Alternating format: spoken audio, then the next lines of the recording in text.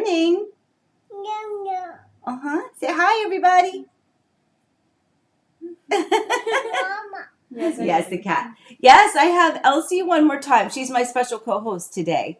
Well, not really, just for the first little bit. Oh, no. She was. Do you want to say hi to everybody? Say hi one more time. Say hi. Can you blow everybody kisses? Say I love you. Say hi. Boop, boop, boop, boop. Let's do it. Boop, boop, boop. Mama. Yeah. Boop, boop, boop. Okay. Let's go. All right, back to business, my friends. Good morning and happy New Year. So, yes, a quick little a little hello from Elsie. Yeah, like I'm so excited that they're still here with me. So, this is the last time. She won't be with us next time. Actually, we'll talk about that next in one of our brewing topics. But first of all, happy New Year. Guys, we did it. We got through 2025. I don't know about you, but I'm glad that one's behind me. Wish it wasn't the year that it was, but I'm glad that it's over. Some other things coming up here the next little bit in January, and then I think I'm going to take a big exhale and cleansing breath, and then kind of move forward a little bit. But how are you? What did you do? Did you stay awake? I'll tell you what we did. Nothing. Absolutely nothing. I'll tell you a little bit again later. Some of the conversational pieces are going to be later on in coffee time, so I don't want to give you everything right now. But good morning to you. How was everything? How was your Christmas? How was your family get-togethers? How was New Year's Eve, New Year's Day for you? How are things going? So I'm so excited you're here. And if I didn't say good morning, Gina, I don't think I got to you yet this morning. Gina and Jim and Vicky, you guys, good morning. I know I probably didn't get to say good morning in the text, but hello, happy New Year. I had a rough morning. I woke up to. You really want to know? Do you really want to know? I woke up getting ready to jump in the shower, and one of the dogs had some, shall we say, explosive something or other all over my closet. So now I know, shut my closet door when I go to bed at night. The dogs are all a little, they're a little stressed out too. Just there's a lot of, the decorating as soon as we got here, now the undecorating, and I still have my son's dog with us just for a few more days as they closed on their house in St. Augustine. And so Scatterboy's with me, and I think he's just super stressed out. And so, so that was how I woke up this morning. So good morning to all of you for that. So I jumped in the shower. Well, actually, I turned the shower on, and then I went and I cleaned everything, and then I got in the shower so I could clean. Anyway, so I see a few of you popped in. Laura, good morning to you. Jane, I think I said good morning to you, but if I didn't, then I'm sorry. Good morning to you again. All right, so let's see. We have a lot to talk about. There's a lot going on. There's a lot that we have to catch up on since we didn't have coffee time last week because it was the Monday after Christmas, and I just wanted to be able to enjoy family and friends, and I needed you to enjoy what was going on around you. So we took a little break. But obviously we're back this week. So I tell you what, let's get into the brewing topics because most of the things that I want to tell you about are kind of nestled within those topics. Sydney, good morning to you. It was an eventful morning. You are correct, my friend. It was, Elizabeth is joining us now. She says good morning from the other room. Yeah, we're excited about that. So, all right, let's get to our brewing topics and then we'll talk in depth about some of this other stuff. Meanwhile, chat in and tell me, try that again. Whoop. Chat in and tell me what you did for Christmas or New Year's, how it went for you. And then we'll talk about some of the other topics.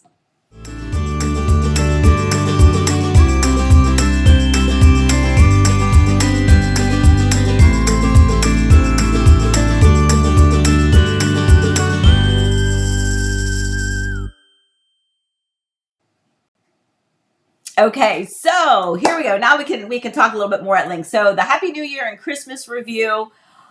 We had it was a difficult Christmas. Obviously, a lot of you know it's the first Christmas without Eric. Last Christmas, he was not doing well, but he did come out and sit with us for a little bit. I have an absolute treasure. Oh, I should have brought it in here, but one of our traditions, by the way, I'm so sorry. We've all been sick. There's been COVID in our house. Thankfully, I've not had COVID, but I've had this other goop. So I'm a little nasally. It's rattling around up here. So if I sound weird, I apologize. But um, one of our traditions from when Eric's parents were alive is that Grandpa used to read "'Twas the Night Before Christmas" to the grandkids on the sofa Christmas Eve, and continued that tradition until he had passed. And then Eric took over, and Eric would, read it to our kids.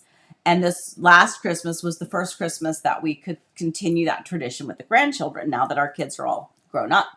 And Eric didn't have much of a voice. It was difficult for him to get through. And so he and I sat on the sofa, our daughters and the grandbabies right beside us, and we decided, he really wanted to trooper through it and read the book, but he just wasn't going to be able to get it out. So he said, "Why don't we read every other page?" And I was like, "Totally fine." So he started. I would read the next page. He would read a page. I would read a page, and then right when we got to the very end of the book, he knew the end of the story was coming. So he leaned over to me and he goes, "I've got it from here." And that just touched me so much. Well, I hadn't seen that, or, because I was in the moment, I didn't record it, but I guess my son-in-law, daughter, somebody recorded it. And so they got it put into a memory. You open it up like a book, and then the video plays.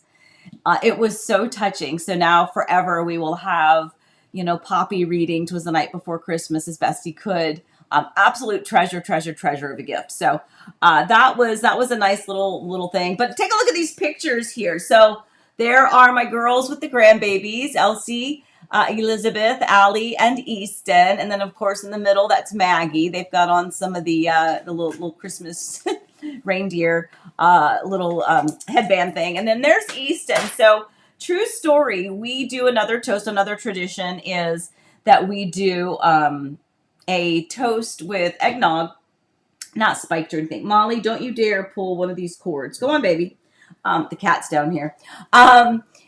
We do a Christmas Eve eggnog toast, usually to my dad. He loved eggnog, and so we used to go out and we would decorate a tree. We would find a tree outside. We would do a toast to my dad, and then we'd pour the rest of the eggnog at the base of the tree. It's just a tradition that we've had ever since, gosh, for as long as I know, because my dad passed away when Allie was 1 year old, so it's been a long time.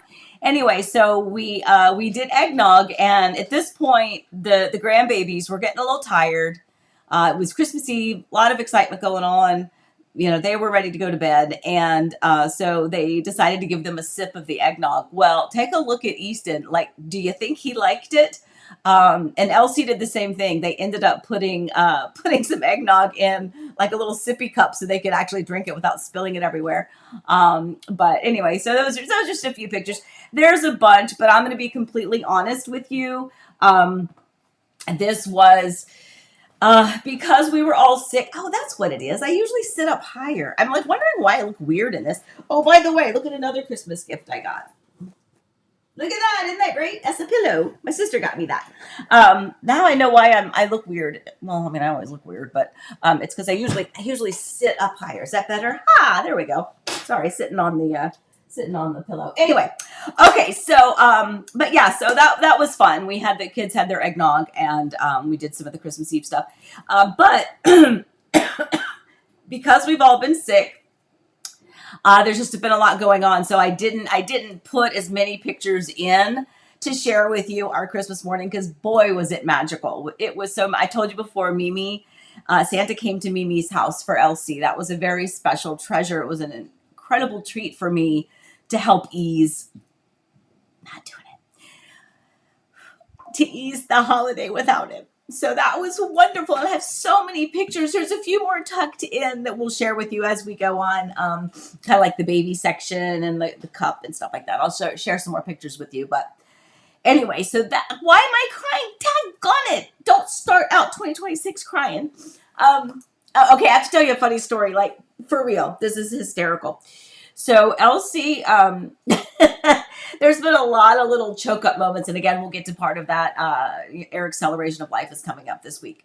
So been a lot of high emotion, putting everything together for that. So trying to get that taken care of. Everyone's being sick, trying to make sure everybody feels okay. Dawson had to travel. He just went to Missouri for a leadership conference for he's on the executive board of his fraternity, and so last minute he had to go to Missouri. Just got back last night. He's been sick, like everybody's been sick, so it's just been a bit cuckoo crazy. So I didn't get all the pictures in there, but because there's been a little bit of emotion, well, Elsie is starting to understand emotions, and so whenever I start to tear up or cry, she goes, "Mimi's sad, Mimi's sad." And then Elizabeth is like, "Well, what do we do when somebody's sad?" And so she'll come over and she'll give a hug. But I told her, I said, "Oh my gosh," I said, "I hope Elizabeth or Elsie doesn't grow up and I'm no longer here." And that her recollection of Mimi is that Mimi was always sad. That's what I remember, is Mimi was always sad. So anyway, that's just a little funny story because it really does crack me up. Elizabeth does a thing before Elsie goes to bed at night where they talk about the day and all the things that they did, or the games that they played, or the toys that they played with, or who they saw. And she said that the other night, Elsie kept saying Mimi was sad. So sorry. Anyway, all right, let's move on. So, but yeah, so the Christmas and New Year's, I'm gonna look at what you guys, you're texting over here now or chatting, and I can't see it. La la la, Melody, I just adore you, Melody. Don't forget to hit the like button if you can. Vicky, beautiful family, thank you. John is asking if the audio is working for everyone because his just went out. I don't know. Can you hear me? Good morning, everyone. Sorry I'm late. Good morning, Pam. We're glad you joined in. Dina, good. Glad says it's working for me. Tracy's working. Okay, good. Woo. Kim says, if your dogs have loose stools, try giving them Fortiflora. I actually have some of that, so I will do that. And then John says his came back. Audio is fine. Tracy, what an amazing keepsake. Yeah, that little story thing, absolutely. I didn't know that something like that even existed. So as much as I may not like technology, there are elements to it where I'm like, wow, that's really cool that forever we could just open that book and it just automatically plays that story. That is an absolute treasure. Sydney says Easton is leading the eggnog toast. Yes, ma'am, he was. He loved it. Too funny. Okay, anyway, all right, so let's go on to our second brewing topic. Hold on, let me go back to here. Okay, good. Second brewing topic is, what is it? It's, Eric's celebration of life. So, I know you guys are like, oh my gosh, how long is this going on, Amy? Well, we are at the 1 year mark, guys. We are this week, as I said, if any of you are my Facebook friends, this week is really difficult because as a reminder, it was New Year's Eve last year at 7:41 in the morning when Eric sent me that text message that said help. And at that point, everything changed because it was an immediate help. He was hyperventilating, couldn't breathe, rushed him to the ER. They intubated him within minutes. That's when the end essentially began, was New Year's Eve of last year. And then he passed on January 8th. So this whole week that we are in right now, I'm just every day kind of reliving where we were, which hospital were we at, what procedure was happening, was he still intubated, was he coming out of the anesthesia? It just a lot. So I'm kind of reliving all of that. But his celebration of life is going to be this Saturday. It is in Williamsburg, Virginia. As I've said before, that's where his sister lives, and so many of his friends, and both childhood friends, high school friends, and a lot of the people that we used to perform with are kind of in and around the area. So that's going to be this Saturday. So I've been doing a lot of prep for that, and I'll fill you in when we do come back. But because Eric's celebration of life is going to be next week, I'm going to miss coffee time that Monday morning. Sorry, my nose is itching and running. I'm going to not have coffee time that Monday, but then I promise you, when we come back, we'll be back on our regular schedule. I just have some traveling I need to do because that's in Virginia. I need to get back to Florida. So just a lot kind of going on. So, but as long as you'll be here ready and waiting for me when I come back, that'll be great. And I will fill you in on how the celebration of life goes. Eric had always said that, and this is before he knew what was going to happen. He talked about wanting a New Orleans type funeral where there was a lot of, it's okay to be mournful in the beginning, but he wants a big old party and singing and dancing in the end. So that's what we're going to try to give him. So we're working on that. We've got some last minute details. I'm trying to figure out, kind of a big one that I forgot about until the last minute. So I'm scrambling today trying to get that taken care of. But anyway, so bear with me. We're going to get through this together, and I'll share all of the moments of that celebration of life with you 2 weeks from now. And then, and then we'll just gonna put on my big girl britches, and I'm just gonna keep on trucking forward and try not to lose it on coffee time. I think it's because you guys are my friends. I think it's because you guys are our friends and family, and you followed us along this journey in so many capacities and for so long that I feel like I don't know, I feel like I'm at home with you guys.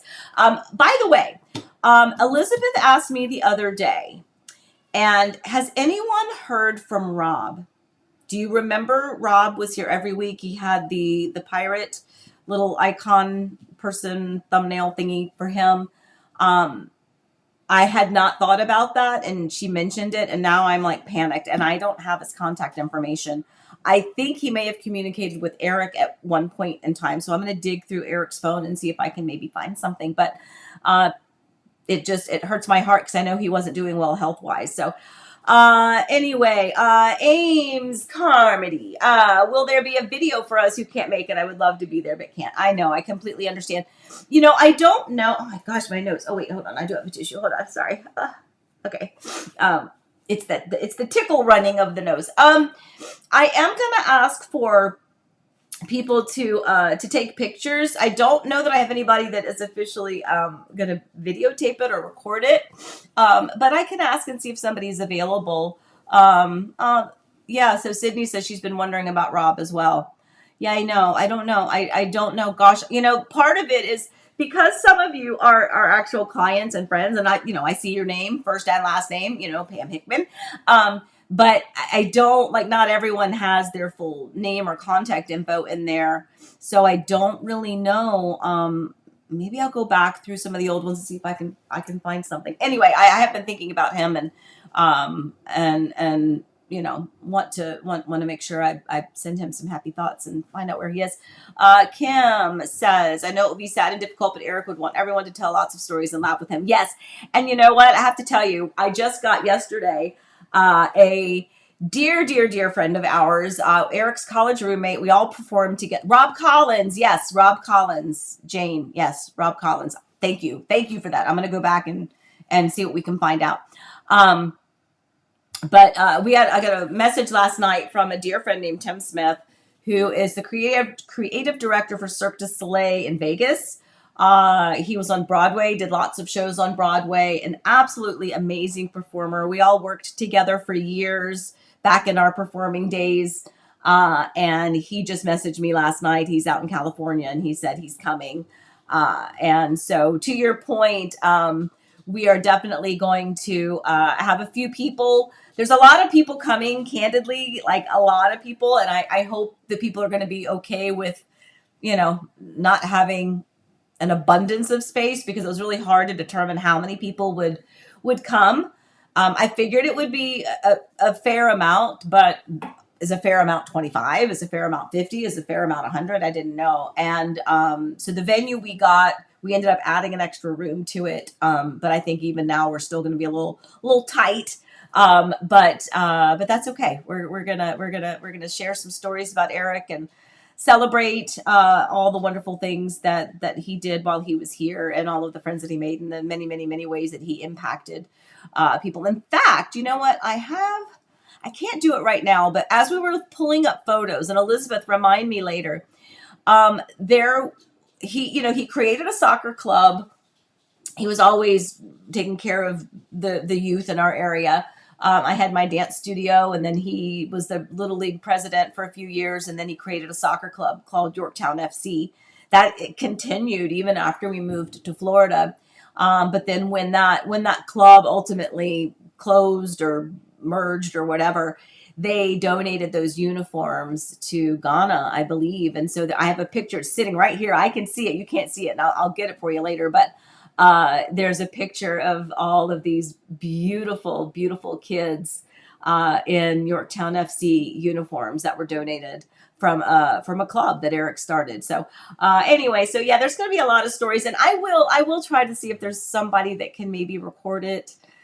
It's a good idea. Honestly, my brain is kind of not all there. They talk about like brain fog, like widow brain fog. Sometimes it's just brain fog, people. But if we want to say it's because of that, sure, I'll take it. But normally I'm very, very, very detail oriented when it comes to that. And I definitely was going to ask people to take pictures so that we could share that, but I'll see if I can get somebody to videotape it. Maybe I keep saying videotape it. Is that even what we do anymore? Do we record it? I don't know. Anyway. All right. So let's just keep on moving. So our third topic is, it's not that. That was the opening button. Sorry. Real estate. We're going to get into a real estate topic, and we're going to talk about expectations potentially for 2026, if you can believe it, that we are already here. So this is general. This is just kind of my thoughts. Okay. Not an expert on the whole real estate, country, state to state. But from what I've been seeing in these areas, it appears that in 2026, we can probably expect the following. That rates are still going to dictate the buying power of any buyer out there. So, we may have buyers, but we have an abundance of inventory, which is basically the second line item there. So, we have a lot of inventory. So it's still a buyer's market, but there's still not a tremendous amount of buyers. I do expect more to enter in the market now, but rates are still going to dictate what they can buy and how much buying power they have, which leads to the next couple of points, which is if you're a first-time home buyer, you're still probably going to struggle. It's very difficult, sorry. Sorry.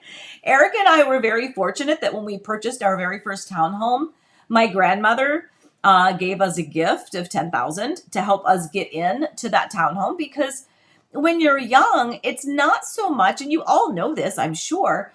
Sometimes you think, if I can pay rent, I can pay the mortgage. Yeah, but you have to have the money to get into the house to begin with. And that big lump sum, even as an FHA or a first-time home buyer, is still a significant amount. And so it still can be a challenge for first-time home buyers unless they have some assistance from family or friends. But so it's still going to be a little bit of a challenge, I think, for them. Overall, I think they're expecting about a 14% increase in home sales for 2026, meaning we're going to sell more homes in 2026 than we did in 2025. However, the value of those homes that is going to be a little bit slower. Winter Garden is a perfect example of the amount of equity that people had in their homes when they were first buying and building. And now people, like, you could turn around and sell it, or sometimes if you were new construction and you purchased it, and then it took them, 10, 11, 12 months to build it, the community was still growing, the base price was increasing. And by the time you close on your home, the same home that you bought at a base price of $550 now has a base price of $562. So you got $12,000 in equity, and you haven't even closed on the house yet, or sometimes even more than that. That's not the case anymore, and it hasn't been the case, and that we've had a real difficult time getting the sellers out there to understand that, because they only see what they want to see, they only hear what they want to hear, and they only remember what they want to remember in most cases. Not so for some of my clients. They will come to me specifically because I don't try to win a listing by telling you your home is $1 gazillion when I don't have any data to support that, because that doesn't do any of us any good. But anyway, so for 2026, this is probably what we can expect. Rates will still dictate. Inventory is still going to be high, which means it's going to be a buyer's market. What that means is that the buyers have more options, right? The buyers have far more options. For one buyer, if they've got 20 houses or 30 houses that they can choose from that all meet their wants and needs, then they get to dictate which house they want, and they can be a little bit more aggressive, and they can maybe ask for something. Again, but because the values are not going up, don't think you can lowball. Okay, there's, again, nuance. There's nuance and there's strategery, as Eric would say. So that's kind of important to note. But yeah, so I think that 2026 is it's gonna be better. It's going to, be more more home sales across the board. There's a lot of areas with new construction, not just in Florida, but again, out in Virginia, in the Richmond area, it is booming out there as well. And in lots and lots and lots of places, even all across the country. So I'm excited about 2026. I mean, it's, it's kind of like a 2025 was such a blur, obviously. And I'm so grateful to all of my clients who stood with me through the blur. 2026 is I'm excited for it. I think it's going to be very interesting, and I'm excited for all the people out there that are hopefully going to be able to make their dreams come true and find the home that they want. So anyway, okay, so let's move on. Oh, hi Iris. We have Iris popped in. So great you were doing it. Hugs. Yay, thank you. Excellent. And then let's see who else did we have. Tracy, may Eric's celebration of life also be a time of healing for your family and friends. Thank you, Tracy. Yes, I agree. And I think it will be. I think we're looking forward to hearing stories from other people. I have to tell you that was, and then I'm going to move on to our next thing. But, so many quotes and stories and poems and things about when you lose a loved one. And here's the reality. If you are married, one of you is going to be a widow or a widower. And you just don't think about that. You just don't. You say the vows, but that's not even on your radar. That's not going to happen to me. We're going to be old and grow old together. Even if you grow old together, somebody is going to go before the other. And that is crushing, because I think had I don't know if I'd have thought about that, if that would have made anything any easier, because certainly I was not expecting him to pass a month after he turned 57. That's way too young. But at any rate, it's still a lot that I've been thinking about, and it's I don't know, it's a lot to think about. But I'm excited about the celebration of life. I'm excited to see friends and to share a little bit about Eric. I've got so many stories, I don't know which one to share. But anyway, but we'll get it recorded, or we'll get some little clips for you. All right, let's move on. So what do we have? Oh, secret.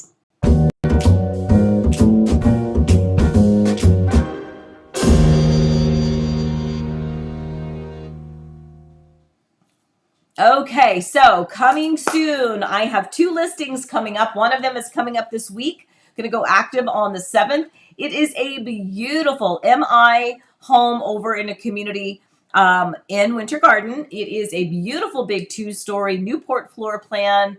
Absolutely gorgeous custom things that they did inside the home. Big, beautiful lot, nobody behind them. And by Florida laws, I can't publicly advertise, so I can't give you too many specifics, but I can tell you that it's going to go active on the 7th. I'm excited about that one. So next week we'll put that in, and next week I won't be here, but the next week after that, we'll talk a little bit more about it. We'll feature that as our featured listing. And then I also have another listing, which is a bungalow style home, over in the Ovation Village, close to the entrance at Disney. That one is going to go on the market on the 12th. So that one will actually go active next Monday. Yeah, next Monday. So 2 new listings that are getting ready to come up. So if you think they might, tickle your fancy, or if you think you might have friends or family that are interested, or if you might be interested, those could be some good ones. If not, you can share it with some friends. All right, let's move on. Let me see. What is the next one? Scoop, scoop, scoop.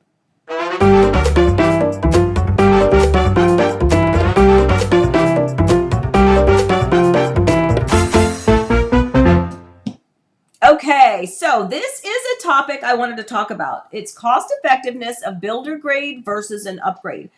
Now, what I mean by this, it's not really a scoop, but I do have a client, they've contracted on their beautiful new home by Dreamfinders, and we were discussing, because they went to the design center, and I hear this all the time, and I really can do a whole bigger segment on this, but maybe I will. But they had gone to the design center, and like most people, when you go to the design center, even if you allow yourself a budget, even if the builder gives you a closing cost or a design center credit, meaning we'll give you $10,000 at the design center. So the first $10,000 worth of upgrades you don't pay for, that kind of an incentive. You still look at your number and you start to go, what? And in this case, that's what happened. And I tell people this all the time. We try to give you a relatively accurate percentage of what you should expect to potentially spend at the design center, just so that you aren't totally shocked by the bottom line price. But in this case, they did what I suggest most people do, is ask your design consultant, the person that's assisting you through the process, if they can break down the price. So let's say if you were to do an included tile, but in an area like the family room, that would typically be carpet included with the builder. But if you were to upgrade it to a standard tile, what would that cost be? And then what would that cost be if you upgraded that to a higher grade level tile, or if you added LVP flooring, whatever flooring material you wanted, so that you could kind of see the breakdown. Because you might go, okay, well, in that room, if I just use the standard builder grade tile and I just extended into that area, that might cost me $1,000. I'm just throwing out numbers, okay? That might cost $1,000. But if you upgrade it to an upgraded tile, maybe that same room now is going to be, $2,500. And then let's say you're like, well, I really want LVP. That's kind of what I want. So I want to change that. And in that room alone, now that LVP is, $5,000. Again, I'm throwing out numbers, but just as an example. So all of a sudden, that one room is now $5,000 to do that one room in a high level LVP flooring. And so what happens is as the consumer, we're like, does it really cost that much to do that room? Like, I could go to Lowe's and buy the flooring, and I'm handy, I could do it. Or I could even get a flooring company. And in this case, that's what you can do. Sometimes you call the flooring company. They can give you a quote to do the exact same flooring. And that's what my clients did. They were like, okay, well, if we got the style number of the flooring that we wanted, we went to a flooring company, gave them the room dimensions, and they could see the tremendous builder markup on doing the flooring. And so their question when we chatted is, should we do that? Should we upgrade the flooring with the builder, or should we just do it later? And I have had it. I've seen many times where somebody will purchase a home and they will choose the builder included options. They will do the builder carpet where it's carpet, the builder tile where it's tile, builder faucets, builder fixtures. And then after they close on the home, they rip all that stuff out, sometimes even countertops, guys. That, to me, that's just crazy, but okay. They rip all of that out right after they've closed on the home, and then they re-put in the flooring that they want.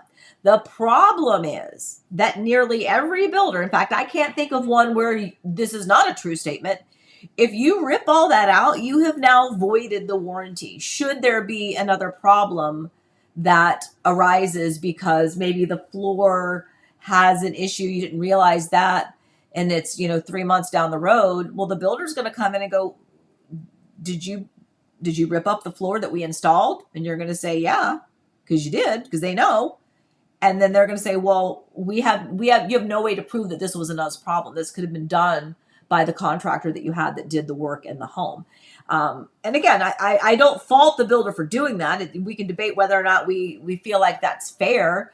But I can understand why they do that. If you have other people that come into a home that they've built for you and you mess with it, it could vary. And you don't like, we've talked before about electrical. If you just start doing electrical stuff in your house, rewiring things and adding this and tapping into that, and then all of a sudden you have an electrical problem, why is the builder responsible if you made some messy uppy oopies, right? Remember how I told you the story about my clients who renovated the bathroom in a brand new townhome that they purchased? The bathroom was upstairs. The company that did the renovation, true, reputable company. It was just an accident, but a problem happened. The leak went all down to the first floor, mold all in the walls. They had to rip it out. That was not the builder's fault. And that's the problem you may run into. So really it's about the cost effectiveness. Is it cost effective? If you only are focused on the money, then yeah, get the builder grade and then rip it all out. But remember that can cost you more in the long run if you're not paying attention to some of the other aspects of it. So just keep that in mind, and mostly just make sure you have a level of expectation when you go to the design center, because I will tell you, you do get sticker shock. You look at it, you're like, I can buy that exact same backsplash. Why is it this much? Well, it's because it's a builder, and they can, and they're doing the installation, and they're the ones that are liable for everything, and they're the ones that are going to warranty the work and the product. So take that as a little bit of knowledge, and you can do with it what you want, because I have had clients do both. I think my biggest thing is I hate it when they rip out the carpet and they just toss all this stuff in the dumpster. It's all brand new. It's never been used. It's not even dirty yet. And they throw it away. And then I think about all of the people, and I know I've said this before because I say it all the time, like Habitat for Humanity, or like some of these companies that, could help those who could use those materials, just getting thrown in a dumpster. Just, it breaks my heart. So anyway, so think about that. Now tell me about what you would do if you were a little bit tight on your budget and you went to the design center. Would you be inclined to just bite the bullet, have the builder do it? It's installed. It's going to look good. It's all going to be warranted. It's going to be fine. Or are you more inclined to go, nope, I just want to get baseline, bare minimum, and then that way I can really not be limited to just the design options that the builder offers. Now I can go to places like Floor and Decor and like just go have a field day and go find fixtures that you want that might be unique, or go find flooring that the builder didn't offer. What route do you think you might go if it were you? So chat that in here. I'm going to go back and look at those later on as we go too. So Kim said, so Pam Hickman, we had someone in our neighborhood that got the builder everything, and he literally gutted his house and redid it. I hear it all the time. Vicky, you literally start to sweat. Yes. I tell you, even though I knew what to expect when we built our home, I still sat with Eric in the car at the end of our meeting, and I like cried. I'm like, why are you charging me like, $60 or $80 for a toilet paper holder? Like, what? Like, that's just blatantly like, I don't know. That's when you feel like you're robbing me and I'm looking at you rob me. You're not just going to put in the $2 toilet paper holder for me. It's not going to be included. You're going to charge me for it. Like what? So anyway, there's a lot of things. Gary, I like his point. The real problem with the design center is you only get one shot at it. You don't get to come back a week later to confirm or change selections. I know, Gary, that's a very good point. That's very true. You do. You only get one shot, and then you have to sign off on it. And I have often said, and I think some of the builders' technology is changing a little bit, but I had a client once, and I use this story a lot because remember, with my pillow's starting to get squished down here. I had a client years ago. She picked a specific pebble beachy type tile in the floor of her primary bathroom shower, and the home was going under construction, and they put in like a hexagon tile in the shower. And so she's like, hey, Amy, I noticed that that's the wrong tile. Like, what do we do? And I'm like, oh, well, we let them know. She's like, well, I called them, and the builder's response was, oh, well, things look different when you see it in full scale because, you're just looking at these tiny swatches and these tiny little sample pieces at the design center. And of course, my client was very intelligent, and you don't even have to be intelligent to know this. She's like, well, I know the difference between a hexagon and like pebbles. And that one really kind of ticked me off because I'm very much, hey, we're human. And as I've said a gazillion times, my measure of a builder is how they recover when something goes wrong, because something always does. So how the builder reacted to that told me a lot about that builder. The first thing they're going to do is blame it on my client. Oh, well, you don't know what you picked and what it looks like full scale. Okay, well, she probably does because she's the one that paid for it and like agonized over all of these choices. And you don't know because you're just, and I don't fault the actual installation crew because they're just putting in what was ordered. And ultimately we got it all fixed. But to your point, Gary, when you go to the design center, You are at the mercy of that person that's entering in your information and hoping that they entered in exactly what you chose and that they did not make a mistake. Then they give you the paperwork and then you have to read it. And sometimes it's a lot of mumbo jumbo that we don't understand. Timberlake level 4, craftsman, flat panel, painted harbor, whatever. And you're like, I don't know. I just know that would look pretty, right? And so you are kind of at the mercy of the design consultant to enter in the information that you think is correct. And sometimes when you're going through it, you don't know what you're signing. You're not seeing a little picture of what you chose.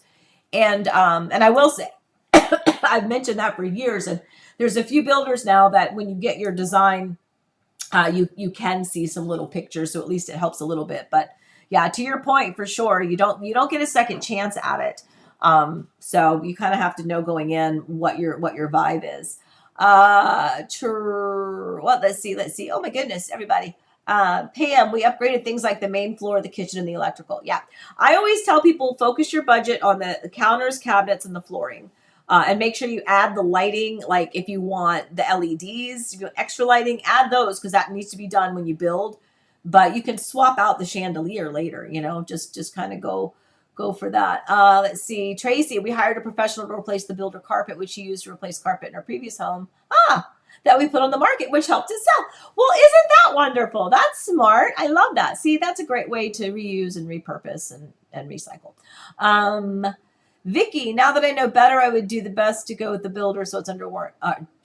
I would do the best to go. Yeah, I know, right? Do the best to go with the builder so it's under warranty. It's a tough pill to swallow. I agree because you look at the flooring, and when I told my clients, I said, full disclosure, Eric and I spent $60,000 just on the flooring alone in the house that I sold recently, just in the flooring.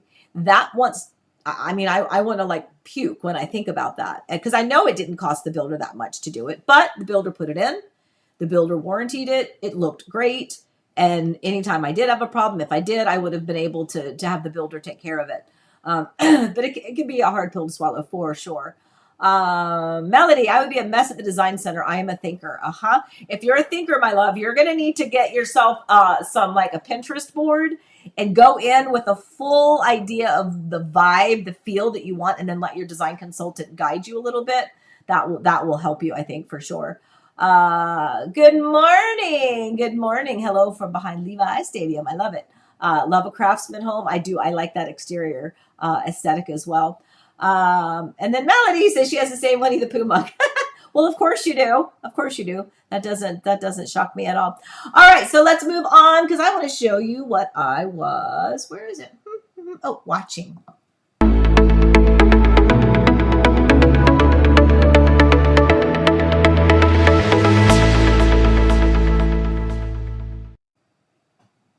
All right, so I couldn't talk about it too much because I didn't want to ruin the little segment. But yeah, so the way that I spent New Year's Eve into New Year's Day was watching the finale of Stranger Things with Elizabeth. Ever since Stranger Things started, that was a show that Elizabeth and I watched together. Every season, every episode, we watched it together. So it was really, really nice that when she came to stay with me for Christmas, that we used those anytime we could, scooch away and watch half an episode. We would go get all snuggled up in the bed and we would watch and we kept looking at the monitor going, hopefully Elsie will sleep a little bit longer so we can finish this episode. But we finished it. We watched it and I'm a big fan. I loved it. I think I don't pay attention to what the other people say, but I think some people were not happy with the way it ended. I thought it was great, but I'm a happy-go-lucky person anyway. So Kim says, my builder, I remember this. Builder tried to put in the shower pan in her master bedroom shower when they picked out and paid for tile. They tried to fight me on it, but thankfully she had the paperwork and they had to fix it. Yep. I remember that. I do remember that. Yeah. And sometimes it's an honest mistake. It's a clerical error, but that goes back to my point about how we are kind of at the mercy of the person at the design center to enter in our information correctly. Because how would Kim necessarily have known I mean, the paperwork says one thing. Well, somewhere between the design center and the person that actually is the purchaser and sends out the orders, there's just a mistake that happens. But to Kim's point, the first response shouldn't be, "Oh, you're wrong, consumer who spent hundreds and hundreds and hundreds of thousands of dollars on this home." It should be, in my opinion, the first response should be, "Oh my gosh, well, let me go back to the paperwork, take a look, and see what happened." Okay, you don't have to blame anybody because we're all human. It just drives me nuts. Anyway, Pam says, "I heard the ending wasn't great." I have to tell you, Pam, I don't know. I liked it. When there's a series that ends, you kind of want closure on each of the characters. Where does their journey continue? And I think they did an okay job with that. I don't want to give anything away for anyone that may want to watch it. And I think, in my opinion, the characters were wrapped up where they could be wrapped up, and enough open potential possibilities if there was ever anything to stem from this show down the road. Leave it at that. So I actually liked it. I didn't have any problem. Sydney says, "I'm 2 seasons behind." You'll get there. You'll get there. My firstborn daughter and grandchildren love that show. I love it. Daryl says, "That's Jazzy's show too." Yeah. I'm guessing she watched the finale then. Elizabeth and I were just waiting to we didn't watch anything until she got here, and then we kind of just went through it real fast, as fast as we could anyway. All right, let's keep going. Word. Oh, now come on, Amy, tell me what's the word. Okay, a CAM fee. What is a CAM fee? A CAM fee. Somebody asked me this recently. CAM stands for Common Area Maintenance. So this is going to be within your HOA fees. You'll find it most often in commercial real estate. I know when I had my dance studio, CAM fees, again, common area maintenance, the parking lots, the curb landscaping around the shopping center, the common area maintenance. But you can see things like that in your HOA as well. Common area maintenance is the commonly used community attributes of the community, the playgrounds, the walkways, the little trails that they might have, the pools, the parks, the playgrounds, any of those types of things that are the common areas within the community. You might hear it referred to as a CAM fee. And I say that because a lot of people don't know, and they're like, "Well, what's that fee?" I'm like, "Well, it's common area maintenance. It's okay. That's part of what you pay for when you have an HOA fee, is that common area needs to be maintained, and they refer to it as a CAM fee." So hopefully you learned a little bit of something there. All right. And let's see, I wanted to do babies.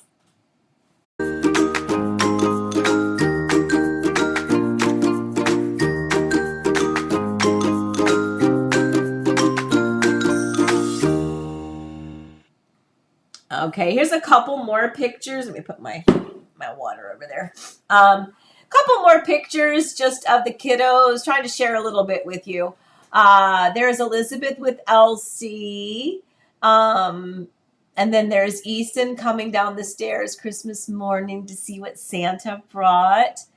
And I have to tell you, Santa, the elves are making some things that they did not make when I was a little kid, or when I even had little kids myself. They all have like play kitchens, like the Step 2 or the Little Tykes kitchens or Little Fisher Price. Those are fantastic. But Santa brought him some like wooden ones that have like drawers, that have like pretend lunch meat, ketchup bottles. Like there's a pantry with fruit cans and soup cans and vegetable cans. There's ice cubes in the little ice maker in the refrigerator. It's amazing. And so we went over to see what Santa brought Easton, and it was kind of amazing. It was really fun. I'm like, can I just play with this? Because like I'll play this all day long. I don't want to really cook in my real kitchen, but I'll play cook anytime. Anyway, so that's just a little picture. And then from there, let's go to cup.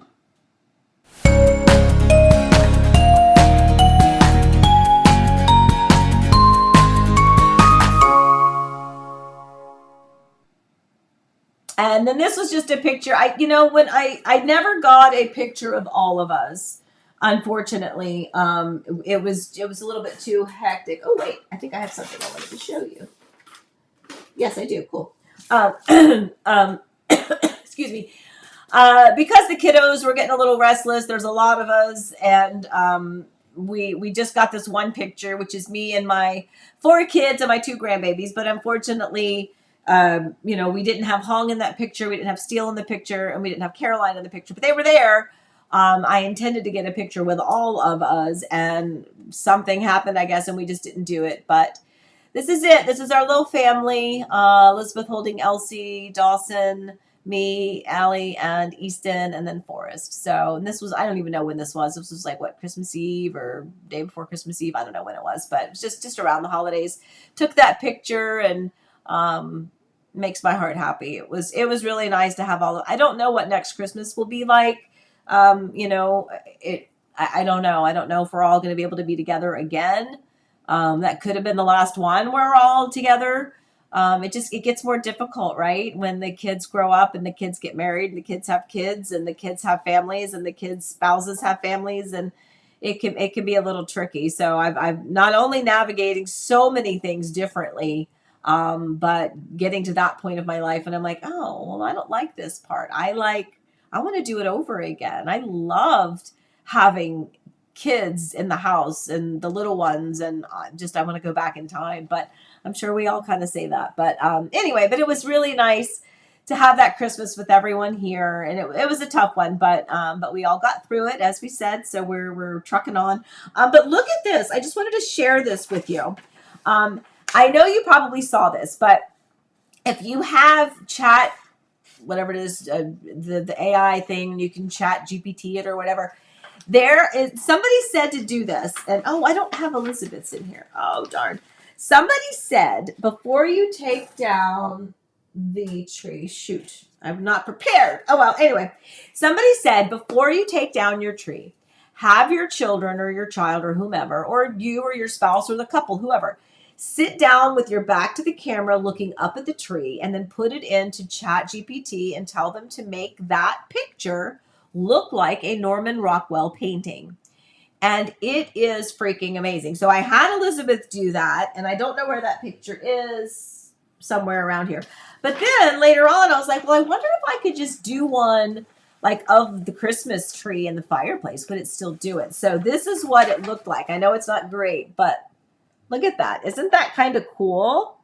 And again, it's just a regular old piece of paper, but I just think that's so cool. So if you haven't already taken down your decorations, it's still time. You can do that. I've taken down most everything. My main tree is still up because that's always the hard one to take down, because I have to put all of the kids' ornaments in their individual boxes and put them in their individual bins. And it's a little bit more of a process. And I don't have time for that right now because I'm trying to get work done, trying to have coffee time, and then trying to get ready for Eric's celebration. And so we'll get that eventually. But anyway, all right, my friends, let me see where we are. Oh my gosh, look, all this stuff. How has this happened? Like all of a sudden I look and then you guys are all the way down. Pam says I miss it too. I know, right? It's really hard. There's so many things you just think that. I think that sometimes you think when you are in your, however old you were, your 20s to 30s to 40s, where you're married and you've got the kids and you're having more kids and the family's growing, and it's just such a wonderful, amazing time. You just don't think that time isn't going to always be. And even if you think it here, you're not really comprehending it. You're like, oh yeah, I know. Just like you're like, oh, well, I know that people pass away. But until it like hits you, you're like, oh, wait, like, okay, so my Christmases like that are gone. Like, for instance, we never had our hot cocoa. I always make this big crock pot of hot chocolate, and never made it this year because there just was never a time that we were all here to do it, to be together, that we weren't already jam packing everything else into that same amount of time, right? Because Forrest and Caroline don't live here. Allie and Hong don't live here. Elizabeth was staying with us, but, they're not all in the house. When everyone's in the house, you can wake up and have a special breakfast because they're all there. But when they're not coming until later in the day, it's a big adjustment to go, okay, so I guess Christmas breakfast probably is not going to be a thing really anymore. And then you're like, oh, well, I guess probably the turkey sandwiches late at night, probably not going to be anymore. Hot cocoa, or if we're not all together, like if we have to pick Thanksgiving or Christmas, how does that affect decorating the tree that we always used to do the Friday after Thanksgiving with the hot cocoa? Now that doesn't work anymore. So it's a lot of adjustment. So I'm kind of going through a lot. So I'm going to find someone to talk to in the new year so that I can process through all of this stuff, because it's been such a crazy, chaotic year that, it's just a lot. But on that note, we're going to wrap things up here. So I want to thank you again. I am just, as I mentioned earlier on, you feel like my extended family. And so I know I ramble on sometimes, and you might even roll your eyes and go, oh my gosh, Amy, shut up. But I just appreciate you so much for being a part of my life, being a part of my journey and Eric's journey, and being there to support and to love and to send those notes of encouragement and to just listen to me ramble sometimes. So, and of course, always here, happy to help if there's something I could do for you. You can call me 407-848-8042. If you happen to be on the Richmond side, that's 757-329-0055. We're going to change some of these slides here as we go on, but for right now, we're just going to keep it going like this. Oh, I did want to share one thing with you. I want to share with you as we get ready to wrap it up. One of my favorite, I have to cross out a nasty word here. Hold on. I can't show you that word. But this is one of my favorite presents that I got from my daughter and son-in-law. What the blank is my password. So those of you that might be of my age might appreciate that. So I can figure out what are all these passcodes to all of these things and these programs and these computers and these gadgets and gizmos. Galore. So anyway, that's one of my favorites. All right. Anyway, guys. All right. So as we wrap up this particular one, just as a reminder, I won't be here next week because Eric's Celebration of Life is on Saturday and it is in Virginia. So I need to finish that up, and then I need to get back to Florida. And hopefully I'll see some of you guys around. We get a lot of video production done while I'm, as soon as we get back, a lot of that is scheduled as well. So if there is anything that you guys need, I see Sydney laughing over here. It's funny though, right? It's a great thing to have. And I need it. I need it. Now I just need to remember where I put the book to tell me where all the passwords are. But anyway, that's fine. All right, my friends, I would like to tell you again how much I appreciate you being a part of everything of Heart and Home Orlando, Heart and Home Richmond now. I appreciate you so much. So as always, please stay safe. Stay well, because there's some yucky stuff going all over the place, my friends. And most of all, please remember that I love you and happy house hunting. I appreciate you guys. See you in 2 weeks. Love, love, love.